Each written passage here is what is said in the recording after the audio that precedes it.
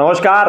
क्या आप सोचते हैं कि जुर्म अगर बेहतरीन तरीके से अंजाम दिया जाए तो कोई अपराधी बच सकता है?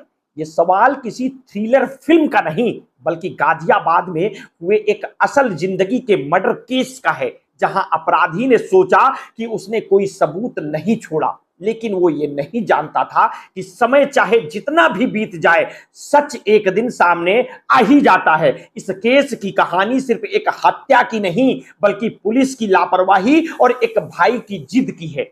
सवाल यह है कि क्या हमारा सिस्टम इतना सुस्त है कि एक इंसान की मौत का सच एक साल तक अनदेखा रह सकता है? गाजियाबाद की प्रहलादगढ़ी इलाके में रहने वाले महेंद्र सिंह के केस ने इन सवालों को और भी गहरा कर दिया है। एक ऐसा केस जो पूरी तरह से दबा रहता अगर महेंद्र के भाई ओम प्रकाश ने अपनी लड़ाई न लड़ी होती। महेंद्र सिंह जो गाजियाबाद के एक इंडस्ट्रियल एरिया में फैक्ट्री में काम करते थे, जुलाई 2022 में ड्यूटी के दौरान अचानक संदिग्ध परिस्थितियों में उनकी मौत हो जाती है। मौत का कारण स्पष्ट नहीं होने के कारण पुलिस ने महेंद्र के बिसरा यानी शरीर के आंतरिक अंग जैसे दिल, फेफड़े, लीवर और अतड़ियों को जांच के लिए सहेज कर फॉरेंसिक लैब भेजा, लेकिन पूरी जांच को ठंडे बस्ते में डाल दिया गया।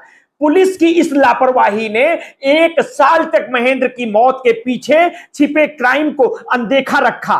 महेंद्र के परिवार ने उसकी मौत को किस्मत मानकर छोड़ दिया था, लेकिन भाई ओम प्रकाश का मन इस सच को स्वीकार नहीं कर पा रहा था।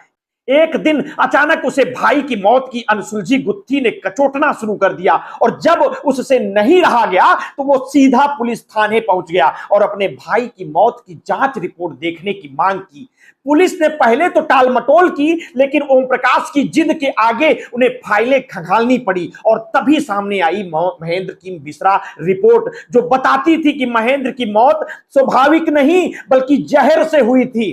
महेंद्र की मौत के बाद सबसे बड़ा सवाल यह था कि आखिर उसे जहर दिया किसने और क्यों। पुलिस की जांच में सामने आया महेंद्र का फैक्ट्री में एक सहकर्मी धर्मेंद्र से विवाद चल रहा था। महेंद्र ने धर्मेंद्र के नाम पर फैक्ट्री से एडवांस पैसे लिए थे, जिन्हें वो ना तो फैक्ट्री मैनेजमेंट को लौटा रहा था और ना ही धर्मेंद्र को। इस बात से नाराज धर्मेंद्र ने 6 जुलाई 2022 को महेंद्र को चूरन में कीड़ा मारने वाला जहरीला केमिकल मिला दिया और जिससे उसकी मौत हो गई। जैसे ही बिसरा रिपोर्ट से यह साफ हुआ कि महेंद्र की मौत हत्या थी, पुलिस ने तुरंत जांच तेज कर दी। गाजियाबाद के एसीपी रजनीश उपाध्याय की अगुवाई में एक टीम बनाई गई जिसने मुखबिरों और तकनीकी सर्विलांस का इस्तेमाल कर धर्मेंद्र को ढूंढ निकाला।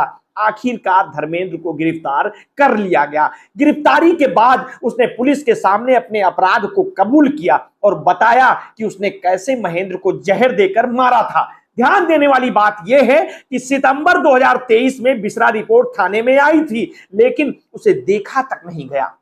पूरे 1 साल तक रिपोर्ट थाने में पड़ी रही और उस पर कोई कार्रवाई नहीं की गई। डीसीपी निमिष पाटिल ने भी इस बात की पुष्टि की और कहा कि इस लापरवाही की जांच की जा रही है। उन्होंने आश्वासन दिया कि जो भी पुलिस वाले इस देरी के लिए जिम्मेदार हैं, उनके खिलाफ सख्त एक्शन लिया जाएगा। ये केस ये सवाल भी खड़ा करता है कि क्या पुलिस की इस लापरवाही ने महेंद्र के परिवार को इंसाफ से दूर रखा, और अगर ओम प्रकाश ने अपनी जिद नहीं की होती तो शायद ये मामला हमेशा के लिए दबा रह जाता। महेंद्र की मौत के बाद उसका परिवार दुख में डूब गया था, लेकिन ओम प्रकाश ने हार नहीं मानी। उसने पुलिस के सामने बार बार सवाल उठाए, बिसरा रिपोर्ट की मांग की और आखिरकार अपने भाई के कातिल को पकड़वाने में कामयाब रहा। इस संघर्ष के पीछे ओम प्रकाश की दृढ़ इच्छा शक्ति और न्याय पाने की उसकी लगन थी। अगर वो ये कदम नहीं उठाता तो महेंद्र की मौत एक अज्ञात कारण बनकर रह जाती और ये मामला सिर्फ एक हत्या का नहीं बल्कि पुलिस की कार्यशैली और न्यायिक प्रक्रिया पर गंभीर सवाल खड़े करते हैं, क्योंकि बिसरा रिपोर्ट 1 साल तक अनदेखी रही। क्या इस लापरवाही का कोई जवाबदेह नहीं है? और अगर ओम प्रकाश पुलिस पर दबाव नहीं डालता तो क्या कभी महेंद्र के कातिल को सजा मिल पाती? अब सवाल आपसे, क्या महेंद्र सिंह का परिवार 1 साल तक इंतजार का हकदार था? क्या पुलिस की लापरवाही से इस केस में देरी हुई? अगर ओम प्रकाश अपनी जिद न करता तो क्या महेंद्र के हत्यारे को कभी गिरफ्तार किया जा सकता था?